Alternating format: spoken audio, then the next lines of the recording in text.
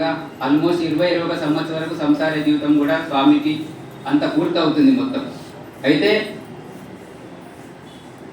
17 October 1934 Vijayadashami ఆ రోజు స్వామికి ఆత్మ సాక్షాత్కారం అంటే విజయదశమి సన్యాస స్వీకారం చేస్తారు. సన్యాస స్వీకారం ఆ రోజు చేస్తారు. దాని తర్వాత వారు 10 సంవత్సరాలు మౌనంగా ఉండి తపస్సు, ఘోరమైన తపస్సు వారు చేస్తారు. ఒక గ్లాసు పాలు మరియు అరటిపండు తిని.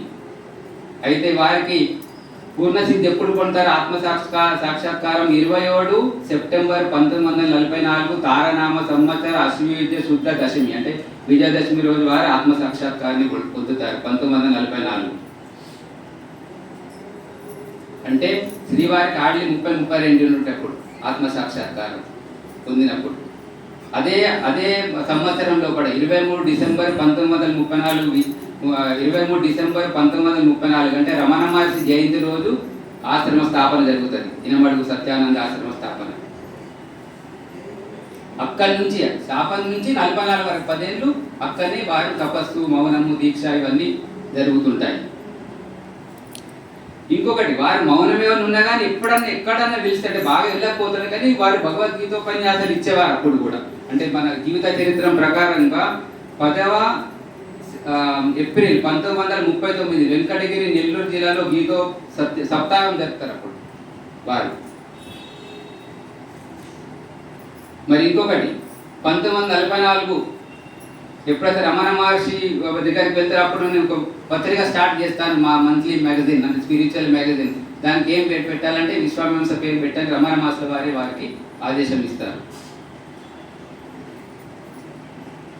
ఇక ఇదంత తర్వాత 44 తర్వాత మాత్రం ప్యూర్లీ వారు శరీరం వదిలే వరకు, బ్రహ్మలీనం అయ్యే వరకు మొత్తము వారిది అంతా భగవద్గీత ప్రచారం.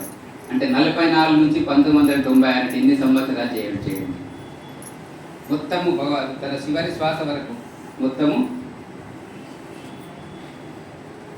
అయితే ఇంకొకటి దీంట్లో నాకు విశేషం చెప్పాలంటే చూడండి, శ్రీవారి జీవిత చరిత్ర అది ఎప్పుడు రాయబడ్డ చెప్పండి? 1951 లోపల. అంటే హార్డ్లీ శ్రీవారికి 30-39 సంవత్సరాలు. అప్పుడే అంటే ఆయన ఎంత గొప్ప వ్యక్తిత్వం, ఎంత గొప్ప మహర్షుల వారైతే ఒకరు వారి యొక్క జీవిత చరిత్రను రాస్తారు. అంతకన్నా ముందే రెడీ ఉన్నాట, కానీ శ్రీవారి అది పబ్లిష్ చేయడానికి వారికి అనుమతి ఇవ్వలేదట. అంటే నేను చదివినాను దాని లోపల. అంటే మన మండలి స్థాపన కన్నా ముందే వారి జీవిత చరిత్ర రెడీ ఉంది 1951 లోపల. తర్వాత ఇప్పుడైతే మన సిఆర్ తీర్థస్వామి వారు రీసెంట్లీ 2019లో దాన్ని మళ్ళీ ముద్రణ చేసినారు. అప్పుడు దాన్ని అంతా మళ్ళీ అప్డేట్ రివిజన్ చేసిన తర్వాత కూడా ఈవెంట్స్ అనే కదా 51 నుంచి 96 వరకు అవన్నీ దాంట్లో యాడ్ చేసి భక్తుల అనుభవాలు ఇవన్నీ చేసి అది ముద్రించబడ్డది.